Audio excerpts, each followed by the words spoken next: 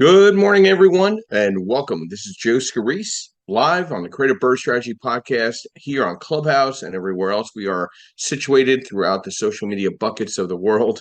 So I'm getting ready to start our great discussion this morning. DSCR taking a deep dive in creating wealth through leverage. So I'll get started here in just a few minutes, but I just wanted to place something up that caught my eye this week, which I found really interesting. It was from a report given to us by Arbor on the annual rent growth markets, which I thought was really interesting. Um, they they really put together a comprehensive breakdown of the top metro markets and annual rent growth markets, and this kind of ties into DSCR and what we're going to be discussing today. But first, we'll do some preliminary stuff. I'd like to always thank our sponsors this morning. I'd like to thank Percatech. I'd like to thank Lenmark Capital. I'd like to thank MB Capital, Realty 411. Without these sponsors, we wouldn't be here. And I'd like to always thank Yardell Perkins, my business partner and associate on this podcast. He's our social media strategist, and I call him the Oz behind the drape because he really brings so much value and so much heart to this podcast every weekend. We give back in education, networking, and opportunities. At one time, Yordell and I ran, I think it was like 5 or 6 events a month.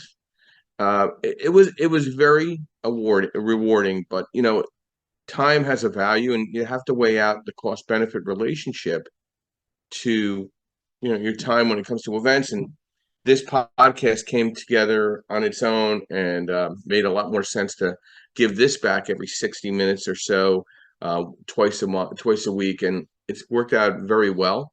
I'm still here obligated to, well, not obligated, but dedicated to working through Clubhouse.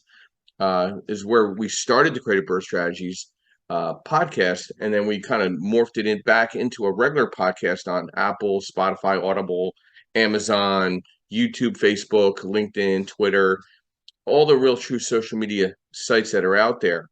And we created a website, creativebirdstrategies.com. I have my own personal website up, josephscarice.com. It's really turned into, just a portal of opportunity, collaboration, and opportunity. So I appreciate, the time that we've put together as a team, because I wouldn't be able to. There's no I in this. There's a lot of we in this, and I wouldn't be able to do this without the support of so many people. Um, but crazy week, month end. Some really interesting job reports that came out that kind of reflect on what's really going on in the market. So we'll dive into that in the next few minutes here. I don't have any of my regular moderators here, so if anybody would like to raise their hand, come up and chat with me, be more than happy to have that discussion with you. But in the interim, let's go over some news first, and we'll dive into this. Oh, a couple other things. I am having some educational events on the CE course for licensed real estate agents in Philadelphia and New York. I know May 22nd, I'm in Philadelphia, and in New York, I'm in New York, June 15th.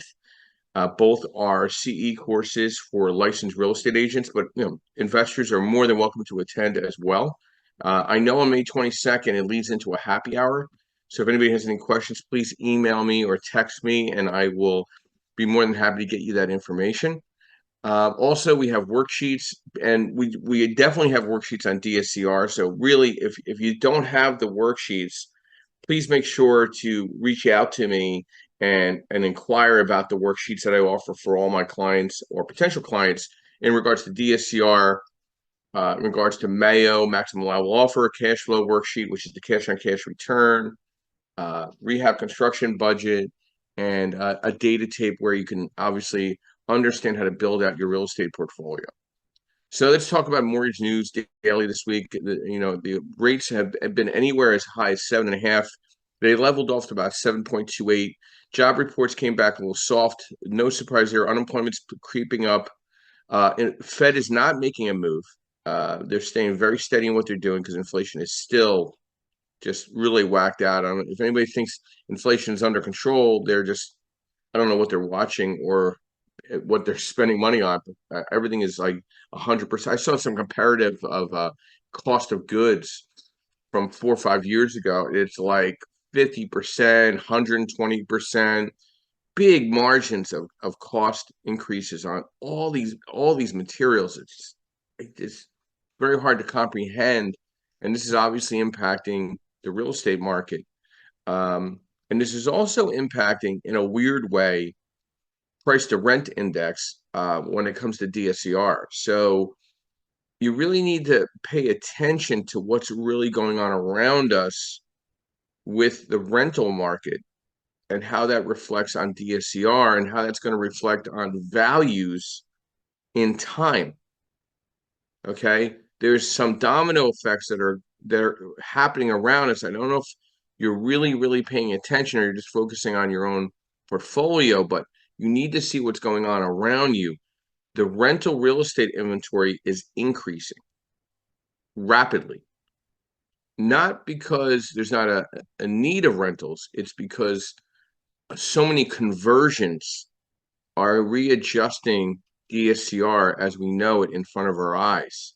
When you have thousands and thousands of new rentals coming to the market quarterly, it's going to eventually impact the DSCR requirements on a property, the rental market values of the area of that area of where that property is, and it's going to eventually trickle into values. And in a bigger landscape, it could level off values in some markets. Now, there are some markets that have done very well, and the homes are still selling extremely quick, specifically in the suburban settings. Now, I'll tell you about some interesting markets that the market is still very high, very hot. Median days in the market are very low, and there's some things you got to keep in consideration. The Hartford area of Connecticut, Syracuse, New York, the surrounding area, Harrisburg, Carlisle, Pennsylvania, Rochester, New York, Grand Rapids, Wyoming, Kentwood, Michigan, Richmond, Virginia, Columbus, Ohio, New Haven, Connecticut, the surrounding area of Boston, Cambridge, Newton, into New Hampshire, Massachusetts, New Hampshire, and the surrounding area of Washington, Arlington, Alexandria. Why? People are getting out of the metro cities, safety, crime, education for their children. The reverse model is happening right in front of our eyes for home ownership, where everybody was striving to get back into the city for all the accommodations and the conveniences and the entertainment and the arts. Everybody's kind of rolling reverse and getting the hell out of Dodge. This is happening in Philadelphia. This is happening in, Chicago. There's some serious things happening in our market that are impacting still home ownership. And there's a changing face to the American home buyer, and that's going to change the face to the renter. It's going to increase that renter. Okay. We talked about this. People are buying property out of home ownership out of necessity, not out of like, hey, I got to go buy a home. I'd rather rent. I mean, the newer individual that can afford to either rent or buy, they're renting. They're waiting. They don't want the obligation of commitment to ownership. They want somebody else to take care of things like that. So there's some good points when it comes to DSCR and deep diving, creating wealth through leverage. But what I'm saying is that you need to understand your markets, and location still applies wherever you go. So the Fed is still trying to assess recent hot inflation readings, meaning economy is overheating. So what this is doing, it's impacting cost, it's impacting commercial space, and it's carving out an influx of more rental inventory coming to the market this year than ever before. Like a lot of these malls that are out there are now carving out an average of 1,500 to 2,000 doors of rentals in every mall. Now, if you bring 2,000 rentals to every mall in the country, that's quite a bit, maybe more. There's a lot of malls and there's a lot of space. How does that trickle into the single family through four family space for the investor, right? In time, that's going to change the dynamics to the DSCR requirements and the quality of the units and the quality of the tenant. But what it will help is low income housing impact where there's such a lack of that inventory. And a lot of landlords are going to become Section 8 landlords, where then the individuals that can afford to not live in that type of environment are going to live in a more controlled environment where the eat, work, and live concept is. So it's going to be very interesting. And that, there is where you're going to see the separation of the institutional owner, meaning the big hedge funds, and the single family through four family landlord, individual landlord that's working DSCR, working asset based lending, using all the elements that are out there for understanding cash flow and understanding DSCR. So let's talk about Arbor's report this past week by Shannon Economics, which I found very it applied quite a bit to what we're discussing today. Rents in the single family market has risen fast in the Midwest and the Northeast, with Madison, Wisconsin actually outpacing the entire study right now. And I was in Madison, Wisconsin this past year. What a fantastic market. It jumped by 11.5%. So if you go into this link or save this link for later, some of these markets I've been talking about for the last several years. They're really strong. You got Madison, Wisconsin, Springfield, Massachusetts, Syracuse, New York, Rochester, New York, Cleveland, Ohio, Akron, Ohio, Albuquerque, New Mexico, Milwaukee, Wisconsin, Cincinnati, Ohio, Dayton, Ohio, Charleston, South Carolina, Jackson, Mississippi, Richmond, Virginia, Pittsburgh, PA, Kansas City, Missouri, Birmingham, Alabama, Knoxville, Tennessee, Toledo, Ohio, Louisville, Kentucky, Durham, North Carolina, Buffalo, New York, St. Louis, Missouri, Grand Rapids, Michigan, Little Rock, Arkansas, Bridgeport, Connecticut, Omaha, Nebraska, leveling off is Virginia Beach, Virginia, Wichita, Kansas. These are really good markets. And there's still availability to buy, renovate, rent, refinance, and redo. There's some strong information in this article provided by Arbor. I thought the report was brilliant. I thought there's some great information in here. It really kind of gives you an understanding of current and versus cyclical peak of rental and how that looks and what rent growth and where it's not doing so well comparatively. I think it's definitely a great read. I think you should get your hands on it. So let's dive into our discussion this morning. Debt service coverage ratio. What is debt service coverage ratio? So before learning the ins and outs of a rental property loan, it's beneficial to understand the calculation and the purpose of debt service coverage ratio. Lenders use this ratio to determine if you have sufficient funds to repay your debt. The lender will use the information to decide how much money to lend when requesting a loan or refinancing an existing one. DSCR is the ratio of income generated for every dollar owed to the lender. So the higher the ratio, the more net operating income available to service the debt. For example, 1.25 times DSCR reflects that the asset generates $1.25 cents for every dollar owed. Put simply, DSCR looks at the monthly debt payments associated with the property, including loan payments, and compares them to the property monthly revenue. The lower the debt service, the greater risk that you may have to go out of pocket to pay the loan should the property sit vacant or the operating expenses turn out to be higher than expected. So DSCR only takes into account principal, interest, taxes, and insurance. It doesn't take into account deferred maintenance, vacancy, and other common area maintenance impact to that bottom line. So remember, when you're putting your calculations together, you need to understand how a lender looks at DSCR and how you should look at a DSCR. You should be taking other numbers into account when I'm as an investor lender, I'm looking strictly at PITIA. But as an investor, you should be looking at the other items that impact that bottom line because that's going to impact your cash flow. So what you're at a 1.2 debt service coverage ratio with me. you should be a 1.2 debt service coverage ratio or better with all the other bells and whistles involved: vacancy, deferred maintenance, common area maintenance issues. Who's responsible for the water? Who's responsible for the maintenance of the outside of the property? These are things you need to take into consideration and understand the qualifications for a DSCR loan. So when qualifying for a DSCR loan, the lender considers several factors, including the borrower's credit score, available reserves of 6 months PITIA. So if, say, your monthly payment of PITIA, principal, interest, taxes, insurance, and association fees, is $1,000 a month, I want to see $6,000 in either a retirement account, savings retirement account, something that justifies that if the place goes empty, you can carry the water till you reoccupy. And anybody could tell you vacancy is real. You just don't automatically reoccupy your unit. There's turnover costs. There's the time element to get it rented.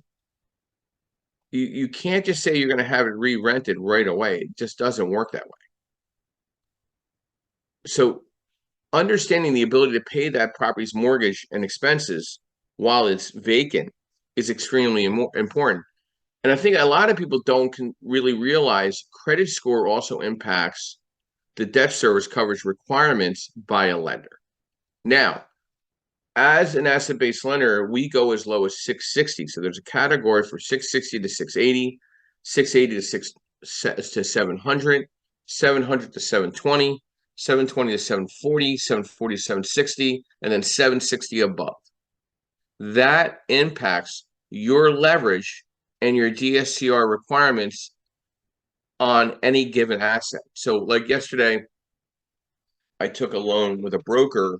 She was brokering to me, and the middle credit score was 678. I was only able to go to 65% loan to value to meet that debt service coverage ratio requirement. Now, if the credit comes in higher, then then the debt service coverage ratio allowability would allow that LTV to go up to 70%, but it only capped that client at 65%. It wasn't a bad rate. It was a lower leverage loan, and the debt service was very high. It was like 1.6, 1.7. But at the end of the day, we were limited because of credit score. So, we don't look at tax returns in the asset-based lending space. We don't pay stubs. We don't care about the personal debt to income. We care about the debt to income of the physical asset. Lenders often consider a good debt service 1.25 at one time. Now it's turned to 1.2. And now lenders allow down to 1.0. And if credit's really good, we'll even let it go down to 0.80. Why you would do that? Not really sure, but it could be circumstantial. It could be circumstantial. Maybe you couldn't sell the property and you want to hold it on one more year to, reflect on the new year or the new selling year. Maybe that's the reason. Maybe get past capital gains, because capital gains eats up a lot of profitability unless you get 1031 that money and that profit into another deal. So timing wasn't there. So you could take the lower DSCR and float out the year or two and then sell the property off. That might be a reason why your DSCR is so low and that you might eat the frog in that situation. But you have to be careful with that, because if the place goes empty, you're really responsible to that OREN.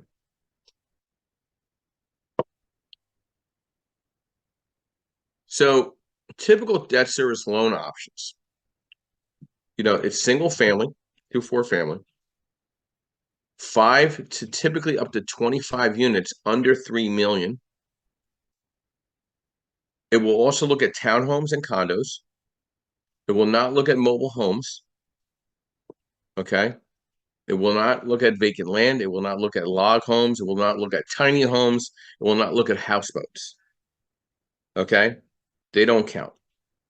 I mean, it's nice that there's creative opportunities out there, and I really do appreciate the creativity of the investor, out there, but we don't like that stuff. It's not going to happen. And another thing you want to keep in mind, this new concept of pad split or whatever the hell they call it. At the end of the day, rooming houses, there's no home for that. It might be a local play, maybe a credit union or a local bank that might have an appetite for that. But again, when it comes to DSCR specifically, in the discussion we're having this morning, you want to stick to the single family through four family or 5 through 25 units under 3 million in loan amount. Now, let's talk about mixed use. There are some products out there that allow mixed use up to 49% of the rentable square footage of the property. But rates are going to be definitely higher than the typical rates of just strict residential. Now, if you don't have experience in the commercial landscape of mixed use, I'd probably say that shouldn't be your first property. Get yourself a little accustomed to understanding how to be a landlord, and then do some homework on being a mixed use owner, because it's definitely a different tenant. It's definitely a different loan. There are 30-year amortized loans out there, but the rates are definitely going to be like same their DSCR rate that comes in for a single family through four family is somewhere between 7.25 and 7.75. 5 through 25 rents are coming somewhere. I mean, rates are coming in somewhere, probably somewhere between 7.5% and 9%. I can tell you for a fact, if there's mixed use and there's commercial presence to the unit, you're probably looking at somewhere between 8.5% to 9.5%. So if you're not using the correct rates to evaluate your DSCR, you're not going to balance out correctly when you're evaluating a deal to buy on the back end. If you're going to do a BRRRR, meaning buy, renovate, rent, refinance, redo. And why do real estate investors use DSCR loans? Well, it's the best point of entry in creating wealth and creating cash flow. And asset-based lending, that is the backbone to DSCR. I mean, they're backbones to one another. They lead into it, and they only lend in an entity or an LLC. So none of these loans are reflecting or impacting your personal credit, or should not be impacting your credit, but it allows you to increase the ability to scale your rental portfolio. You wouldn't be able to have this capability in your personal income to support multiple mortgage rentals. So I was at an event Thursday evening, and I was talking to a young lady, and I just refinanced another property, and I'm like, okay, I'll bite. Where are you getting your loans now? You know, like I don't usually ask, but every time I talk to her, she's always doing a refi. So figure she never calls me, so I'm not insulted. I don't really, maybe we're not a good match, but whatever. She's like, oh, I go to a local credit union, small credit union. I said, you've done like 10 or so loans with them. I said, you must be capped out. She goes, yeah, they just told me I can't come back anymore. I might be able to squeeze one more through, but that's it. I said, then what are you going to do after that? She goes, well, then I'll have a conversation with you. I'm like, okay, sounds great. But she's at 10 properties. But the loan amount, she's probably at about 2 million. So I'm sure that's their capacity per client. They don't want too much responsibility with any one client. But she's going to have to enter the DSCR realm. She's not going to have to she will not be able to do a full documented loan with a local bank. They can't walk in and give her another toaster. It's not going to happen that way. So the ability to scale and increase ability to buy is through DSCR.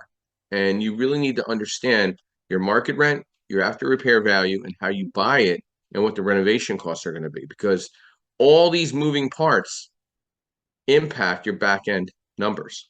Now, where I've seen the most amount of success with DSCR and BRRRR is when the renovations are under 50% of the purchase price, meaning you're buying it for $100,000 and you're putting no more than $50,000 into the project. That's paint, flooring, maybe a kitchen update, a bathroom updates, roof, mechanicals, siding, landscape. Did you notice I didn't say gut to the studs? The average renovation time on a BRRRR to get to DSCR is 7 months. You want to average somewhere between 4 and 6 months so you could prep the property and get it rented by month 6. Because your best rates for DSCR are 6-month seasoning, so you could start your loan 5 months one day and close 6 month one day. There are opportunities at 3 months. There's also opportunities with no seasoning, but the rates are definitely different. The appraisal is looked at a little differently, but at 5 months, one day to start the loan to get it closed in a 6 month, one day is probably the smarter play because you're in the bridge loan, you're at an interest only. So you're not carrying a full debt load. And I'm seeing vacancy up about 2 months on average in most markets. In some markets, it's lower than that. But again, depending on how long your renovation costs take to complete, and are you adding contingencies in your cost of repairs? Like I met with a contractor yesterday on my way back from an event, and his renovation costs, he came in, it was a full gut, I mean, a beautiful home in West Orange, New Jersey. Absolutely gorgeous. He probably spent close to $400,000. He was about $25,000 over budget. But it was just beautiful. The end result. I mean, this property is going to sell right away. It's one of those premier money markets where, whatever the rate is, someone's going to buy a home because the inventory is so tight. The educational system there for the individuals' kids are so good. Crime stats are low. It's just a beautiful area. It's right near a reservation. It's really gorgeous, gorgeous home. Very experienced contractor and developer, and he knows what he's doing. We had a great conversation. We knew actually a lot of the same people. He knew some of my family, so we had a great conversation. Just about we just didn't talk about the beauty of the house. I mean, he did a beautiful job. 4 bathrooms, 4 bedrooms. I mean, you had to see these bathrooms. They were just absolutely gorgeous. The ceramic work was just amazing. And the finishes were great. But again, that's not for DSCR. That was more for flipping. So you need to be cautious of what you're putting into these properties. You need to find those opportunities of ceramic on sale, granite on sale, paints on sale. Get your discounts through your RIA. You know, get a good roofer that gets good. Maybe you buy the material and they just do the labor work. I mean, when it comes to DSCR, the documentation is light or lighter. The complication is getting the deal to DSCR, buying it, renovating it, getting all the moving parts, contractors come and go. So if you keep the renovations quicker, and more common sense, you're going to have a better results on cash flow and a better results on long-term generational wealth. My most savviest of borrowers are not maxing out the loan to value on their refinances to keep moving forward. Most of my most savviest borrowers are at 70% loan to value when they refinance out of a BRRRR. And they're renovating. And most of my savvier borrowers are buying something for 100, putting 30 to 50 grand into it, restabilizing it. The places are appraising at 180 to 200. They're getting their money out plus closing costs, and they're leaving any of the potential equity in the deal. And they're looking at the long-term value of cash flow on that property. They're not going out to 80%, throwing 30 extra grand in their pocket. They're getting everything they have into the deal, balancing. And believe me, there's a half a point difference in the rate based on all of this. A half a point rate in the rate over time, over 5 years, over whatever the amount of years until the opportunity that you could refinance or the property or sell the property is big. It's not small numbers. Pros and cons of DSCR loans, and this ties into creating wealth through leverage. Increased accessibility. Now, there's direct private lenders, there's correspondents, and then there's brokers. You need to understand the differences, and there's nothing wrong with all three parties. But understanding who you're working with is very important. I feel the most important thing to whoever you work with on the lending landscape for DSCR loans, the key to it is communication. You notice I didn't say about rate, cost. It's communication. Who's picking up the phone to talk to you about your deal? Who's taking the time to communicate with you about your deal. But again, then it does come back down to cost as well. And you have to weigh out the cost benefit relationship working with either a direct lender, a correspondent, or a broker. And there's value with each one of them. You just need to determine how that works for you. Also, with DSCR loans, there's greater investment protection. Everything's done through an LLC. Everything's done through the business entity. You can further protect your personal assets and your other investments. They're quicker closings. So rehab loans, meaning fixed to rent, fixed to flip, take somewhere between 15 and 20 days. They do require an appraisal. It's for your protection. You don't want to drive by, believe me, because it will bite you in the ass. You want to know what your after repair value looks like from the inside out. You want to know what your capability of your rental market in that area inside and out. So you could really figure out what your DSCR looks like. You could scale faster. I've seen clients of mine go from 1 to 5 properties, and now they're at 10 to 20 properties. I'm seeing also flippers turning more into holders of properties because flipping has slowed down. The renovation costs to those flips are higher, more time spent, and at the end of the day, the profitability is a little less. So they're deciding to do a little more creative work to hold the properties and build generational wealth. The differences between DSCR and asset-based lending, the true difference in traditional lenders is that we have guidelines in the asset-based lending space. Traditional lenders have regulations. And that's really where it boils down to the lending options and the documentation requirements to a DSCR loan. And a true DSCR loan is the ultimate method for the Burr method, and it's a strategic approach to real estate investing. Obviously, the Burr method: buy, rehab, rent, refinance, repeat, is the ultimate breakdown that leads to DSCR. Choosing the ideal debt service for you it all depends. You could think about this. You could be at 1.2 on every deal. You could be at 1.4. Like, you don't want to refinance unless it's no less than 1.5, because that 1.5 means 500 a month per door. Now, I have one investor. She doesn't want to make anything less than $500 a door.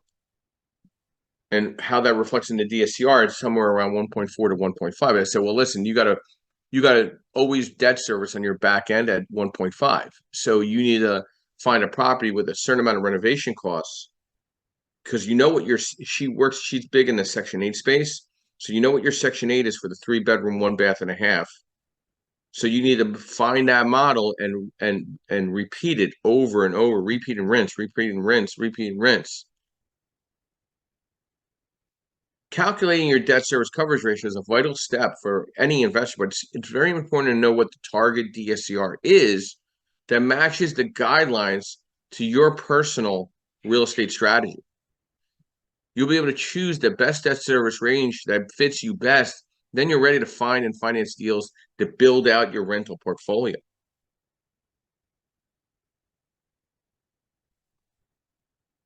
Good morning, Joseph. Welcome.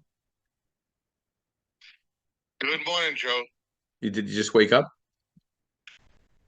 I did. We have that on replay. Everybody knows. That's good. Listen, we can't see your bed head. It's all good. It's fine. So, Joe, we've been diving into DSCR, and I know you're more of a cash on cash, return kind of guy, but eventually when you get, to a certain point, you're going to have to enter the DSCR realm, right? There's only so much capability of these local banks and credit unions. Have you had a deep discussion with anybody of understanding your version of cash on cash return? Have you ever looked at that and see how that reflects in the DSCR of a physical property? Yeah, well, I mean, listen, I look at DSCR and stop me if I'm wrong, Joe, right? Yeah. Because I'm still a novice in this world, right? I look at DSCR as a product, right? The banks and the lenders call them products, right? Whether it's a 30-year mortgage, a 20-year mortgage, a 15-year mortgage, a DSCR, it's just a product, right? Leverage is just leverage. So I really look at, you know, what that money is, right? How expensive it is, and how much I have to put down in order to, and the rental income in order to create the cash flow, and that's where you're generating wealth. You know, I had a property that I bought cash that I was making 10% on, but when I leveraged it, my cash on cash return went up to 25%. It just made sense, and that's even on a 7.9% interest rate. So it's all relative. You got to do your numbers, right? And that's where it comes down to. So you're creating wealth. You know, what grows faster, the money at the 10% rate or the money at the 25% rate with the less in? Now, granted, you're talking about a smaller amount at 25%, but now I have that additional funds in my pocket to go buy another property. And it just helps with the velocity of your money. So, let's talk about strategy here. Are you looking at a down payment of a little more to strategize your cash on cash return and your DSCR? Are you looking at maybe blanketing your insurance policies to trim on insurance costs?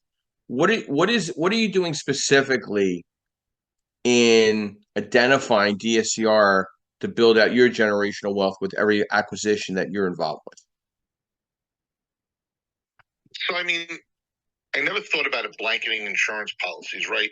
The only blanket insurance policy that I ever thought of was like an umbrella policy on top of the individual policies that I had for each property.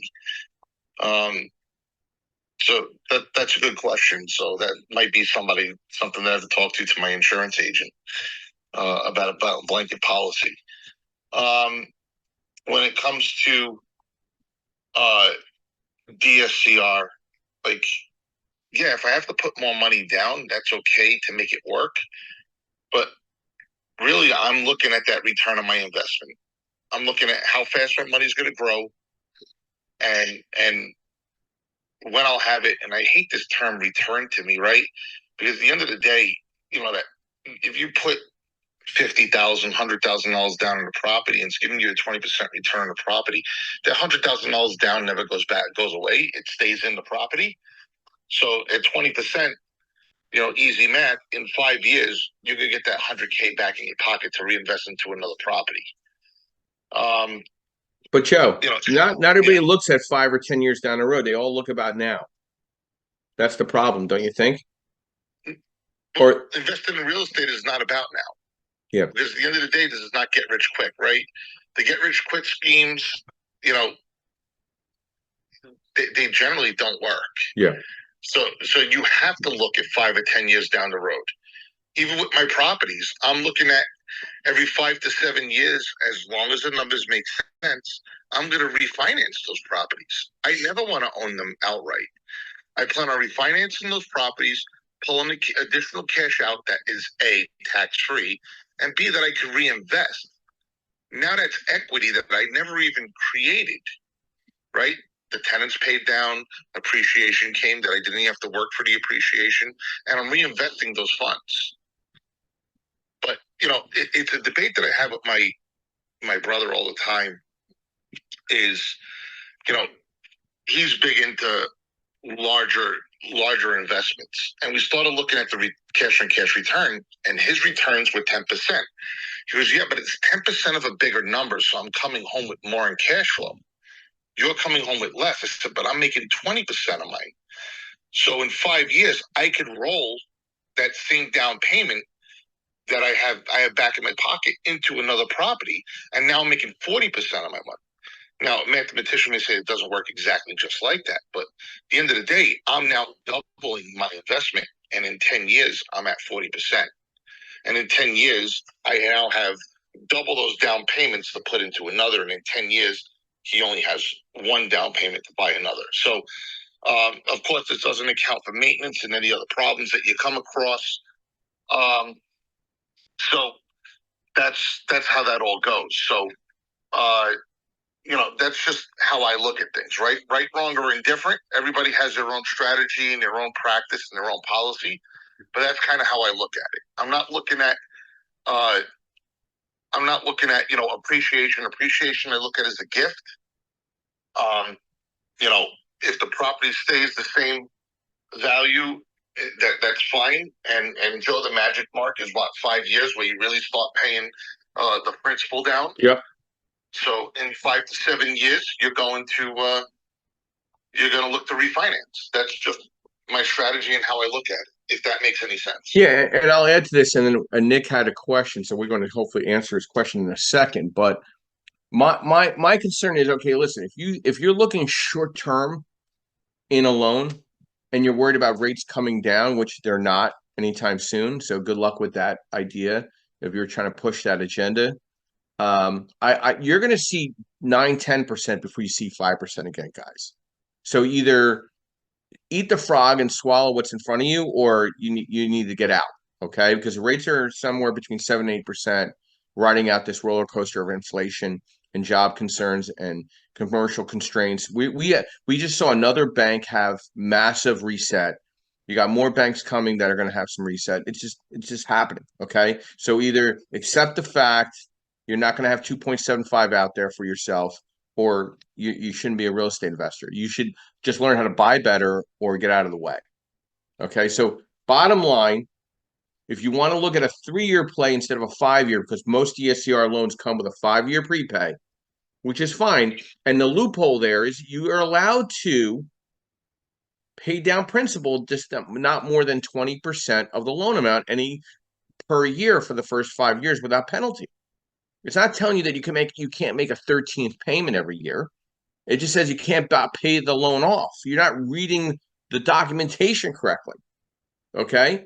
So if you want to look at a 3-year prepay instead of a 5-year, you're going to pay anywhere between 1/4 to 3/4 of a point higher on the rate. Or it's going to cost you in buy down to keep the integrity of the rate that you want. And it's going to cost you at the closing. So pick your poison. I don't find it poison. If I know a lot of clients that like 3-year prepays, and that's okay, but they know they're either going to pay it in the closing costs or they're going to pay it in the rate. Pick it and make sure the DSCR works, because vacancy is real, deferred maintenance is real, common area maintenance of a property is real. And if your property is empty, it is costing you for real. Nick, good morning and welcome. You have a quick question in regards to your inquiry through the chat. If you know how to unmic, I know you're new to this, but if you'd like to ask your question to Joseph and I, be more than happy to hopefully assist. Good morning. Can you hear me? Yes, we can. Perfect. Thank you very much for putting this on. First time joining, so really appreciate it. It's been very valuable. I just had a question. I've talked to other lenders in the past, and I'm a new real estate investor. One of the things I had heard was if you're looking to do the burst strategy, that there's a 100K ARV limit. So if you look at some of those lower end markets, and I was looking at that article that you had sent, some of the markets I was looking at, you could scoop up a property for a little bit lower. It's going to provide a pretty good cash on cash return, a really quick turnaround from a bird perspective. Mm-hmm. But I'd heard there was a 100K ARV limit. Is that accurate? It is accurate, because the problem you have, Nick, is the secondary market, meaning like that's buying the paper back and forth with you as a direct lender, find a higher risk based on a value below 100 than above 100. So, and then the question would be, hey, can I accumulate a bunch of properties and then they equal higher than 100 grand? I'm like, no, you can't. So you got to look. I mean, if you're going to be a DSCR investor, if your market is the values are around 100 grand, look at 2-family houses that at least the value is 120 grand. You know what I mean? Because the loan amount has to be above 75,000 to be able to debt service it and get an approval. And that's the difference between guidelines and regulations. Like a traditional lender that works for Fannie Freddie, they don't care about the loan amount. I mean, they don't want to do low loan amounts. They don't want to brag that they can do them, but you got a better shot at doing it in your personal name, but that reflects on your personal credit, and they're going to do a full underwrite. So you got to pick what makes sense for you, what you want to have on your personal name, comparatively to what you want to do through your LLC. And low is not always good. I know there's a lot of opportunity, but there's a lot more risk. And a house that's worth 100 grand, if I got to take that back and you go into foreclosure, by the time I get it back, it probably won't even be worth 10,000. So I have to look at the cost benefit of the recovery of the asset as an asset-based lender, not just the DSCR and the cash on cash return. Does that help you out a little bit? It does. Thank you very much. It's very valuable info. Where are you looking right now, Nick? So I've been looking at multiple markets. The Toledo market, which popped up in that Yeah. chart, they've got some really good, called like 900 square foot houses that you can scoop up in cash, do a quick rehab because it's 900 square feet, Yeah. and then turn it around. The question is like ARV is going to be somewhere between 90 and 110. So Yeah. you're right on that fringe. You're right there. You're right there. So what I would say is, how's the two-family market there, Nick? From what I understand from talking to local real estate agents, it seems like the single family houses tend to rent out a little bit better, which is why I was targeting out. So I really don't have that answer. I would in Toledo, Akron, and Youngstown, I'd consider more in Cleveland. If the values are still, I mean, I it's hard to believe that they're under 100 grand because of what's going on in Columbus and Cincinnati, but I would suggest identifying two families where the values are popping around 120 to 140, 150, and you got a better shot of refinance. Yeah, the rents are not going to be as bad, not as great, but I think your cash flow will be as good or better, but you're going to have much more options on DSCR with whoever you decide to work with. Joe, Yeah. couldn't he, let's say he could swing to it and find a private investor. Yeah. He swings to them, and then you could do a blanket loan or a portfolio loan on two of them, which would be over the $100,000 threshold. Well, I have to look at what the loan amount is per property. So say hypothetically, I mean, again, I've done loans in Cleveland, I've done loans in Toledo. So what I do is I put the value at 110 and pray and light candles that it comes in between 100 and 110 per property, because it could come back and bite us if it doesn't. But it also depends on what the work that's been done to the property. If you're just throwing paint up on it and hope you're going to increase the value by 40%, that's not going to happen. It's got to be a nice completed property. You know what I mean? Yeah, I get it. I was just wondering if it was a value thing, or if it was per property, or if it was just a loan product with a blanket loan has a different threshold. Yeah. It's over the 100K mark. So, like, I'll give you an example. On the bridge, meaning a fixed to rent, Joe, in Cleveland, I'm doing a loan where the guy's buying the properties between 30 and 50 grand. He's putting about 30 to 40 grand per property, but we're doing three of them at the same time. And I'm doing that bridge loan at 10.5%. And my fees $2,500. It's just a flat fee because it's not even a large, it's like 100, I don't know, it's like 100, 200,000. It's not even a $200,000 loan all in, but I was able to get it approved on the bridge fixed to rent, and in hopes that on the back end, he's hitting 100 grand per property. But since we already going to do the fixed to rent loan, we're most likely going to be able to do, if we're doing the bridge loan, we're definitely going to do the DSCR side. So that's how you get to work with somebody on a bridge and do a couple of them together. You're almost not guaranteeing, but you're almost kind of playing out your exit strategy with that lender. Does that make sense? Yeah, I get it. And listen, the cost of that loan seems higher because it's a low dollar amount. I have to charge $2,500 no matter what minimum to any loan, or 1 point, the higher the two. So it looks heavy, but hey, listen, it's the cost of doing business. If you're going to make that kind of cash flow on those single family properties, in a market that's slow trickle like a Toledo. I mean, Toledo's not going to stay at $100,000 value as Ohio. Everybody's moving. I mean, the migration into Ohio is tremendous right now.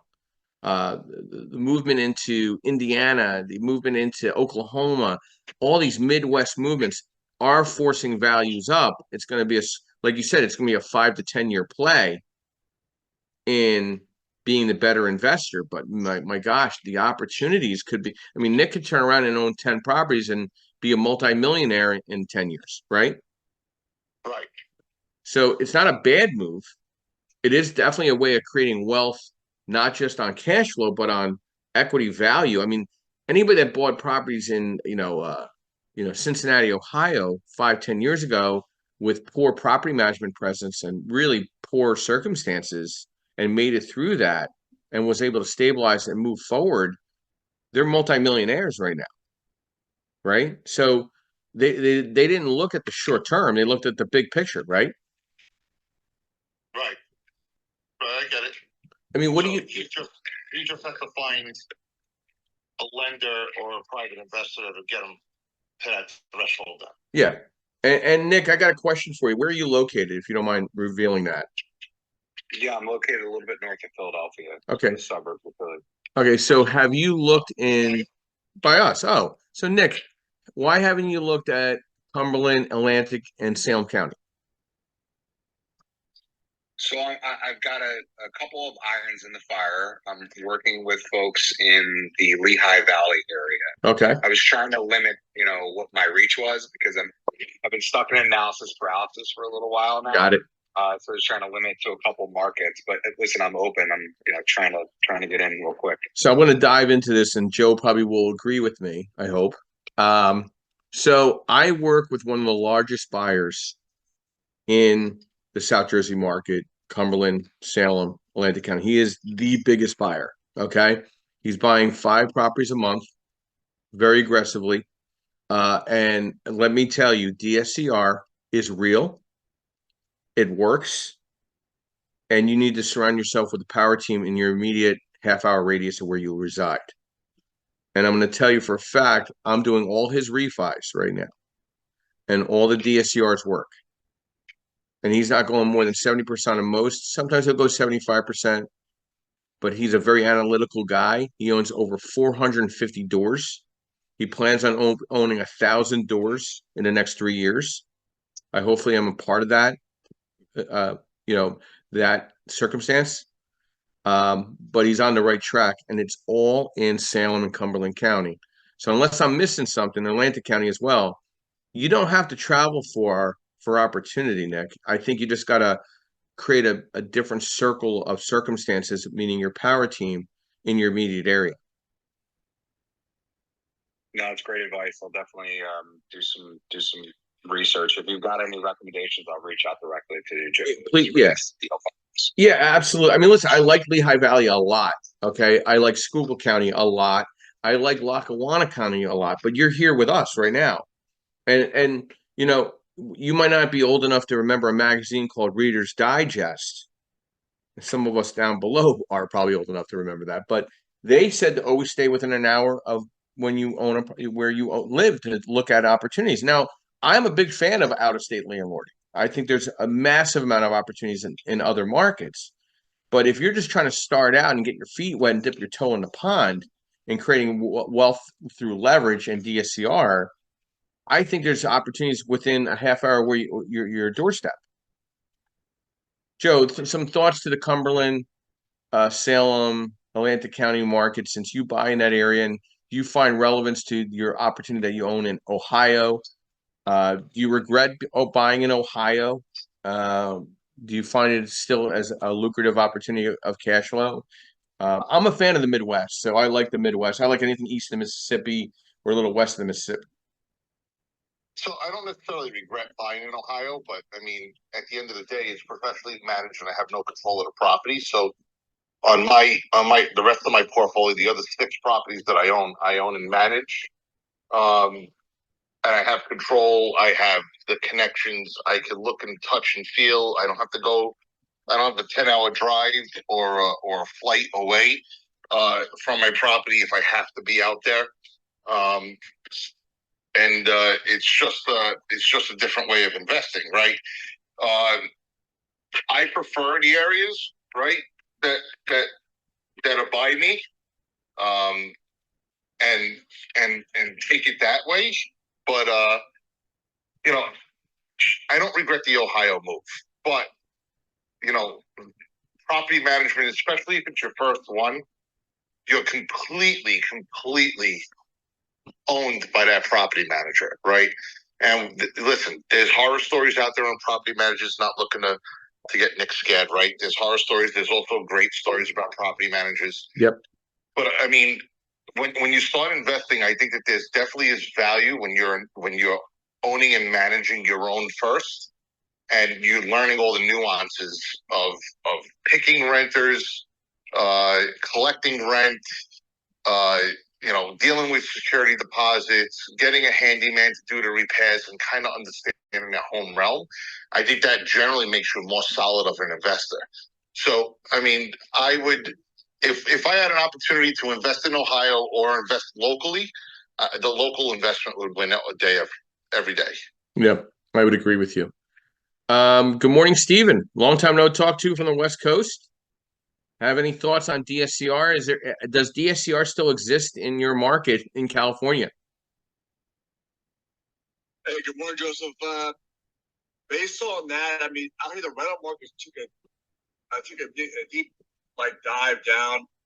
A lot of Airbnbs out there. Yeah. But as far as the residential income, it's hard to find furnished spots. The rental it's gone down. It's not kept up as much. It's there, but for instance, you might find one or two homes per city or three.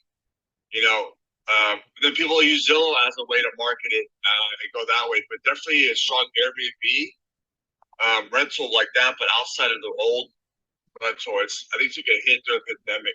So it's definitely not what it used to be.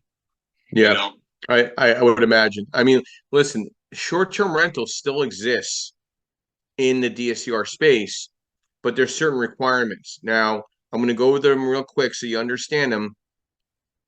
The DSCR guidelines for short-term rental, you need to have a trailing 12 income and expense year of ownership, right?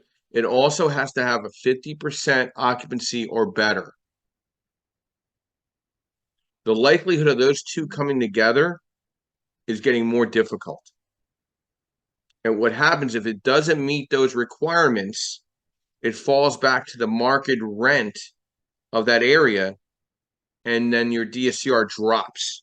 And so you're gonna have a lower leverage on that loan. And if you could swallow that pill because you know the big picture, you're gonna spin off a lot of cash on the short-term rental, then so be it. But if you're looking to high leverage on the experience and don't have a trailing income and expense of 12 months, nor do you have 50% occupancy or better, you're not going to get a very good looking loan in the short-term rental space right now. And with all the constraints of the hospitality associations crashing down on areas and territories, I will actually be speaking at an STR convention in the Poconos in August at Kalahar Convention Center.